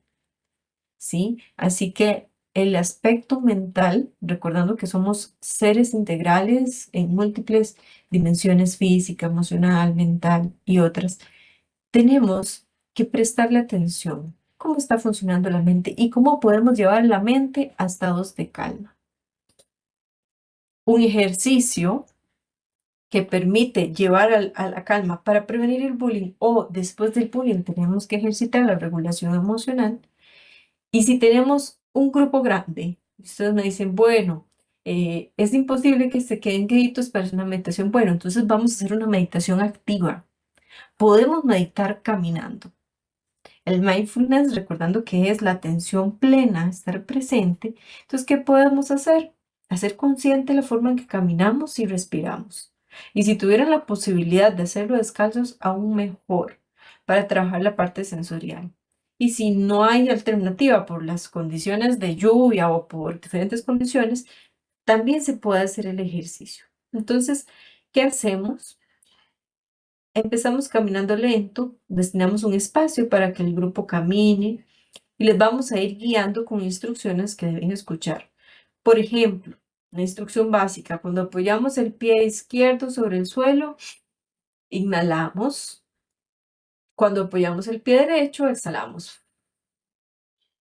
Y así vamos haciendo una caminata y una respiración consciente. Esto ya es meditación, porque ya es trabajar la mente hacia la atención plena a un elemento, que en este caso tiene que ver con el cuerpo. Y ahí podemos hacerle diferentes variaciones según la capacidad de atención del grupo, las edades. Por ejemplo, ahora en vez de caminar lentamente, podemos integrar caminar más rápido. Por ejemplo, podemos inhalar profundo cuando damos 3 pasos y en los otros 3 pasos exhalamos profundo. Y así le vamos metiendo variaciones. Y si son, por ejemplo, personas ya adolescentes, podemos meterle un elemento como una frase, ¿ok? Que refuerce la parte de la programación neurolingüística positiva. Por ejemplo, al inspirar, calmo mi cuerpo y al expirar, sonrío. Entonces van a ir concentrados, caminando, conscientes de su caminar, de su respiración, reforzando una frase positiva que nos acerca a un estado de bienestar personal, pero un bienestar también social. Este es uno de los tantos ejemplos, como les digo, se les puede facilitar este material. Es un documento amplio de muchísimas estrategias, todas fundamentadas en estos hallazgos que les digo de la psicología positiva. Lo que se ha estudiado de qué hacen las personas que son felices, cuáles son los rasgos, ¿sí?, de bienestar, cuáles son las acciones puntuales. Todo eso tiene un fundamento. El otro componente del modelo de aulas felices son las fortalezas personales, que se investigó y se encontró que hay aproximadamente 24 fortalezas personales que han sido catalogadas como rasgos positivos y universales. Pero todas estas, ¿verdad?, se pueden potenciar. No es que uno o lo tiene o no lo tiene, no, es que lo podemos medir y lo podemos, son educables, lo podemos propiciar, lo podemos entrenar, desarrollar. Son 24, pero en síntesis se resumen en estas 3 categorías: competencia para la autonomía e iniciativa personal, competencia social y ciudadana y competencia para aprender a aprender. Es decir, están relacionadas con esas 3 categorías. Las 24 es cómo en el día a día logramos operativizar esto. Entonces, vamos a buscar formas para potenciar estas competencias. Y estas competencias no aisladas, no desde un aprendizaje individualista o desde una perspectiva competitiva, sino desde una lógica integradora. Y por eso la posibilidad o propuesta de idea que traemos el día de hoy es con el aprendizaje cooperativo. En este sentido, también se les va a facilitar una guía de qué son los fundamentos del aprendizaje cooperativo, cuáles son las características para que el aprendizaje sea cooperativo y, por último, cómo podemos aplicar 3 técnicas de aprendizaje cooperativo. Lo que sabemos es que abarca 3 ámbitos principales. Genera cohesión grupal, nos permite ver el trabajo de equipo como contenido y nos permite propiciar el trabajo en equipo como dinámica, ¿sí? Esto es totalmente preventivo y también correctivo. En tanto, es factor protector estar integrados desde una lógica cooperativa y en tanto también repara el tejido social, recuperar la capacidad de integrarnos, de volvernos aliados y no adversarios, como sucede en el escenario del bullying, ¿sí? Es la posibilidad de restaurar el tejido social. Está demostrado, nos dice Ovejero y Moral, que el aprendizaje cooperativo tiene efectos muy importantes sobre algunas variables psicosociales. Genera mayor motivación intrínseca y extrínseca. Es decir, tenemos estudiantes más motivados cuando se trabaja con la metodología de aprendizaje cooperativo. Hay un aumento de la autoestima. ¿Por qué? Porque si la dinámica es grupal, tiene un impacto individual, porque encuentran que tienen un lugar importante dentro del grupo. Aumenta también el nivel de aspiración. Empiezan a plantearse metas y metas cada vez un poquito más grandes. porque se vuelve algo más realizable, posible. A la hora de lograr una meta, nos da la sensación de autoeficacia. Confirmo que puedo hacer algo como persona y como grupo. Confirmo que podemos funcionar como grupo. También está demostrado que hay un aumento en el rendimiento escolar. Está demostrado que en todos los grupos que se trabaja con metodología de aprendizaje cooperativo empieza a reducir la violencia.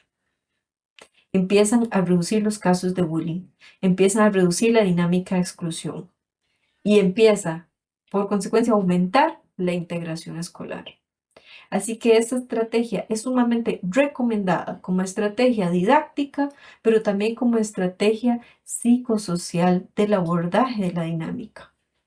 Les voy a mencionar que existen estas tres técnicas que ustedes pueden profundizar en este segundo manual que les menciono, que se les va a facilitar. La técnica de puzzle de Anderson, la técnica de juego o concurso de Bryce o la técnica de grupo de investigación. Ahí se especifica el paso a paso de cómo hacer una de estas técnicas. También una puede buscar otras, ¿verdad? Pero les facilitamos este material de consulta porque consideramos que es muy didáctico y bien fundamentado. Les voy a hablar de una de ellas, que es la técnica de puzzle de Anderson, que tiene por objetivo estructurar las interacciones entre las personas estudiantes mediante equipos de trabajo. ¿Sí? Lograr que los estudiantes dependan unos de otros para conseguir sus objetivos. Esta técnica, o el aprendizaje cooperativo en general, sí o sí genera una mutualidad, porque la única forma de que a mí me vaya bien es que al otro le vaya bien. La única forma de yo ganar o de yo crecer o de yo aprobar es que el otro también lo haga. Genera una interdependencia positiva, ¿sí? Esto es un rasgo fundamental del aprendizaje cooperativo. Genera integración. No puedo resolver la meta o el problema que me está planteando el docente o la docente de forma aislada. Tengo que hacerlo interactuando con nosotros. Pero da un marco de interacción, ¿verdad? En donde se focaliza a una interacción desde la colaboración. Por eso es muy poderosa esta estrategia en estos niveles que les digo, en la parte pedagógica, pero también en la parte psicosocial. Ayuda a entrenarnos a cómo ser compañeros. La técnica de Aronson se puede aplicar en cualquiera de las materias que ustedes implementen. Tiene pasos sencillos, pero implica su tiempo de desarrollo. Primero vamos a hacer los grupos puzzle o los grupos base, ¿sí? Los podemos dejar que se pongan con los que están acostumbrados a trabajar, no hay ningún problema, con los que ya se sienten más a gusto. Entonces, probablemente hagan los subgrupos que siempre acostumbran a hacer, Vamos a definir un contenido que vamos a abordar. Digamos que cada grupo tiene 5 chicos, chicas. Entonces, vamos a segmentar ese contenido en 5 partes. Y se le va a asignar una parte a cada integrante del grupo. Lo digo así de forma general para que ustedes se imaginen cuál es el contenido y cuáles son las partes, porque esto realmente es aplicable a cualquier asignatura. Entonces, se pueden poner identificadores visuales. Por ejemplo, todos vamos a tener el papelito anaranjado. El grupo 1 todos tenemos el papelito anaranjado y ahí nos escribimos la parte que se nos asignó. O el concepto. Por ejemplo, 5 conceptos de un tema principal. O si estamos viendo historia, 5 décadas diferentes, o si estamos viendo biología, los diferentes reinos animales, etc. Entonces, tienen el identificador, tienen el mismo color de su grupo 1, 2, 3 y tienen el concepto o la segmentación de la parte asignada. El segundo paso es hacer grupos de expertos. Ok, todos los que tengan el reino fungi se van a juntar. O todos los que tengan la Segunda Guerra Mundial se van a juntar, dependiendo de la temática. Todos los que tengan la misma segmentación o concepto deben hacerse un grupo Y esta segunda agrupación, ahí sí van a quedar completamente aleatorios, probablemente con personas que no han trabajado antes, y este va a ser el grupo de expertos. Y van a tener la misión de hacerse expertos en esa temática. Entonces vamos a destinar un tiempo de trabajo en donde en conjunto tienen que hacerse expertos y dominar el tema. Y pueden revisar material, libros, fichas, videos, lo que el docente previamente haya preparado. Repasar lo que han visto o vienen desarrollando en lecciones anteriores. Un tiempo para trabajo ahí colaborativo con personas que no han acostumbrado a trabajar previamente, pero con un objetivo en común. Todos tienen que salir de ahí siendo expertos en ese tema. ¿Ok? Cuando se logra eso, ¿qué vamos a hacer? Vamos a volver a los grupos iniciales.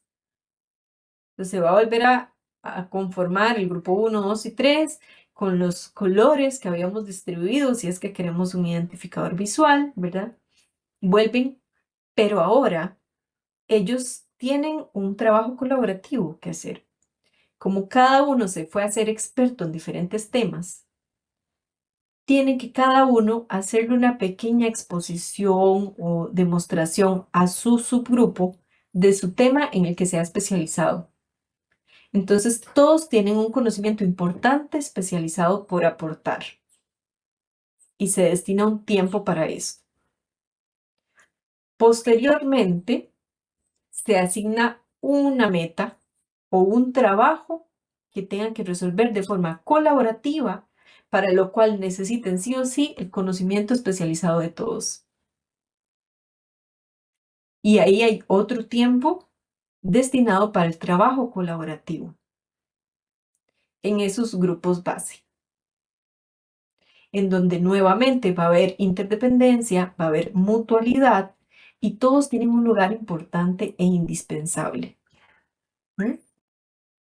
Por último, ahí podríamos colocar varias variables, como que, bueno, luego cada subgrupo presente el resultado, o etcétera, ¿verdad? Dependiendo también del objetivo pedagógico con el que estemos trabajando. Y podemos hacer, muy importante, ejercicios de evaluación. En el trabajo cooperativo, la evaluación es grupal e individual. Tenemos que abrir la posibilidad de reflexión, cómo yo como persona estoy aportando a mi grupo y cómo como grupo resolvimos la meta común. Entonces, la evaluación del trabajo cooperativo no puede ser la simple retroalimentación o evaluación sumativa. Tiene que hacer esta reflexión de cómo funcionamos como grupo y cuál fue mi lugar. Me estoy integrando adecuadamente, aporté todos mis conocimientos, ¿sí? Hace esta mirada reflexiva. Yo les recomiendo mucho esto, lo he aplicado con diferentes temáticas y el resultado siempre me sorprende en términos de integración. Sí, lo he aplicado con objetivos propiamente didácticos, pero con resultados grandes a nivel de integración social, o lo he aplicado solo por la integración social y también funciona perfecto. Entonces aquí estaríamos en dos líneas abordando esto que nos permite estructurar y entrenar estas competencias sociales de integración, que son prevención y son reintegración del trabajo para el tejido cuando se ha roto o cuando se ha fraccionado por alguna situación de violencia en el centro educativo. ¿Sí? Así que les invito a que puedan revisar esos dos materiales que les menciono, la guía de cómo hacer aprendizaje cooperativo con diferentes técnicas y la guía de la metodología de aulas felices. Ahí tienen material para muchísimos ciclos lectivos y más combinado con la creatividad y la disposición de los recursos que tengan ustedes en las propias comunidades educativas, que son las fortalezas, que son las potencialidades, ¿verdad? Que son las características a favor, que de ahí es donde tenemos que tomarnos. Y a nivel general, como comunidad educativa, pero también a nivel individual como persona. Aquel niño, niña o adolescente que ha sido violentado, ¿cómo podemos acompañarle en ese nuevo empoderamiento y nueva integración? Aquel niño, niña o adolescente que ha ejercido violencia, ¿cómo podemos acompañarle para descubrir una nueva forma, una nueva identidad positiva, una nueva forma de vincularse con los otros? Aquellos otros que han sido de repente espectadores, ¿cómo hacemos para que se potencie una actitud más solidaria, ¿sí? Aquellos que estamos en un rol de modelamiento de la conducta, que somos las figuras de autoridad o las figuras significativas, ¿cómo hacemos responsables para que nuestro caminar también inspire una forma de caminar desde la convivencia sana? ¿Cómo convertimos a las familias en aliadas poco a poco? ¿Cómo hacemos de verdad un sentir de una comunidad educativa sana para la convivencia que no solo prevenga el bullying, sino también muchas otras manifestaciones que son al final de cuentas síntomas de dinámicas que no están bien? Por eso tenemos que trabajar la dinámica y no solo el síntoma aislado. Y es esta convivencia escolar. Les dejo con mi compañera Silvia, que nos quiere compartir esta frase.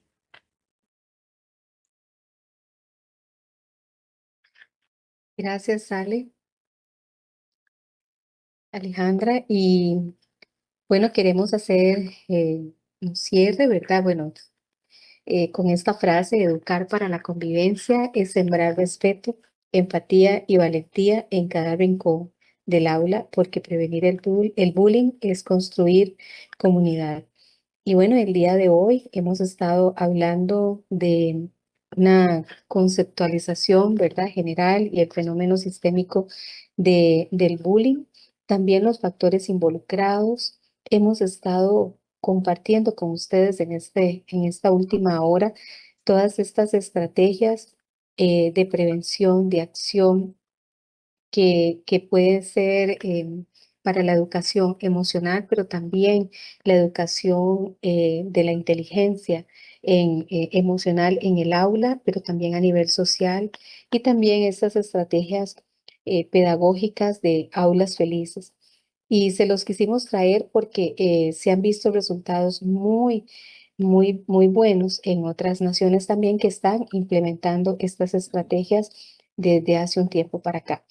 Y bueno, hasta aquí terminamos el tema de hoy, ¿verdad? Dándoles muchas las gracias a todos por, por estar acá junto a nosotras en este web, con este tema tan importante. Así es. Y aquí vamos a estar pasando las referencias bibliográficas por si tienen inquietud de seguir profundizando, pueden sacarle una foto o un pantallazo. Son 3 filminas que voy a pasar por acá. Esta es la primera. Vamos a ver la siguiente.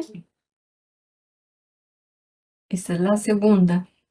Por si alguno o alguna tiene interés de seguir profundizando o de plantear un proyecto, toda una estrategia de comunidad educativa sana en su centro educativo. Y esta es la tercera también. Todo lo que hemos compartido el día de hoy pues tiene su fundamento académico en relación. Así que, sin más, pues vamos a abrir el espacio para las consultas que hayan surgido durante la exposición o bien que les surjan en este momento. Muchas gracias a la señora Silvia Álvarez y a la señora Alejandra Varela por las ideas y los temas planteados en cada una de sus ponencias compartidas. A continuación, vamos a iniciar el espacio de preguntas y comentarios. La siguiente pregunta dice así: ¿cuáles son algunas recomendaciones sobre dinámicas en los primeros años de vida escolar para fomentar una buena unidad con el grupo? Bueno, una de las recomendaciones, bueno, que dar respuesta a esta consulta, creo que las dimos desde el momento en que empezamos a hablar sobre la intervención y las actividades que empezamos también a recomendar, todo lo que se habló de Rafael Vizquerra, ¿verdad? También, que son los 5 componentes de la inteligencia emocional y también de la inteligencia educativa, se pueden implementar para fomentar una buena unidad grupal. Otra de las actividades son los role playing o los juegos de roles, ¿verdad? En situaciones donde nosotros podamos construir con ellos las situaciones que pueden estar pasando en una imagen, ¿verdad? Y que ellos puedan crear en conjunto, construir en conjunto esa historia de esa imagen y así poder darle también solución a lo que ellos están planteando. Bueno, el juego de roles donde podemos plantearles una situación y ellos poder estar ejecutando ese role playing.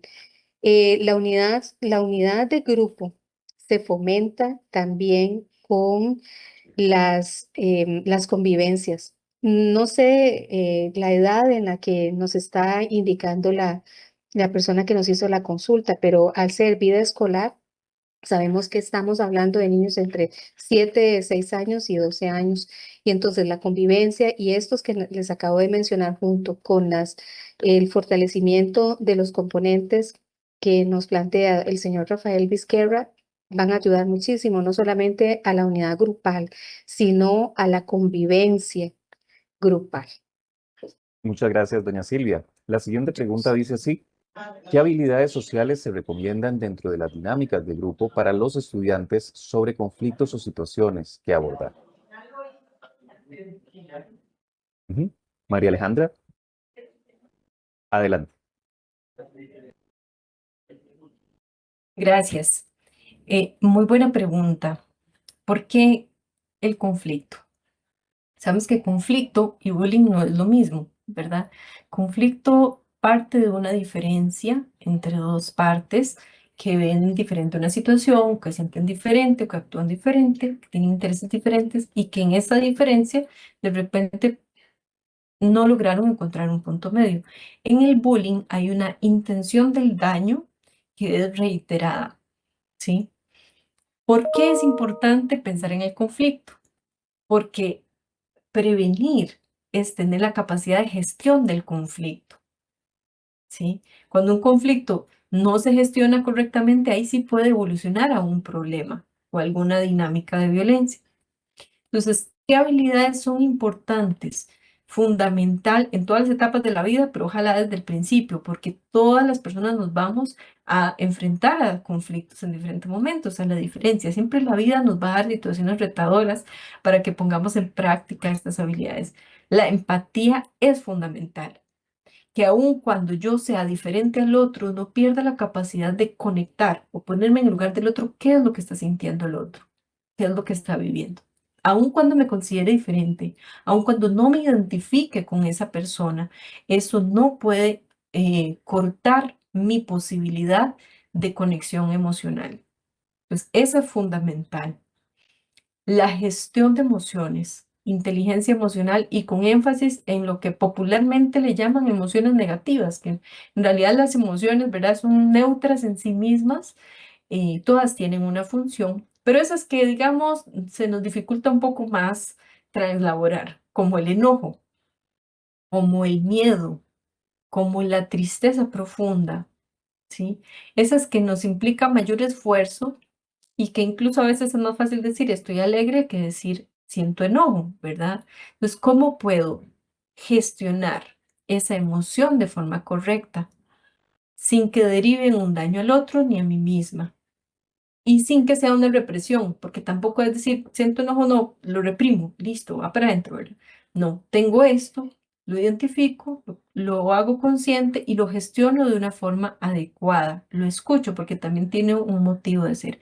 Entonces, empatía, gestión emocional y la posibilidad de crear vínculos. Facilitar crear vínculos sanos. Cómo interactuar con el otro es fundamental en la parte de habilidades sociales.